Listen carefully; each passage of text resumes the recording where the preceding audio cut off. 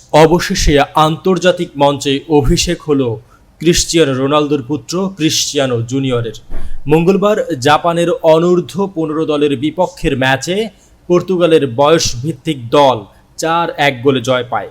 অভিষেক ম্যাচে অবশ্য গোল পাননি জুনিয়র, তবে খেলেন নাম্বার 7 জার্সি গায়ে চাপিয়ে। ম্যাচটিতে রোনালদো জুনিয়রের চেয়ে বেশি আলো করেছে রদ্রিগো কাব্রাল। ৪৯ মিনিটের মধ্যেই হ্যাট্রিক করেন তিনি। এরপর ৫৩ মিনিটে পর্তুগাল পেয়ে যায় চতুর্থ গোল। জাপান ম্যাচের শেষ দিকে ৮২ মিনিটে একটি সান্ত্বনার গোল পায়। ক্রিশ্চিয়ানো জুনিয়র শুরুর একাদশে ছিলেন না, বদলি হিসেবে ৫৩ মিনিটে মাঠে নামানো হয় তাকে। যদিও মাঠে উপস্থিত ছিলেন না তার বাবা রোনালদো, তবে গ্যালারিতে উপস্থিত ছিলেন তার দাদি, রোনালদোর মা মারিয়া দোলোরেস। বর্তমানে আল নাসরের একাডেমিতে খেলেন ক্রিশ্চিয়ানো জুনিয়র।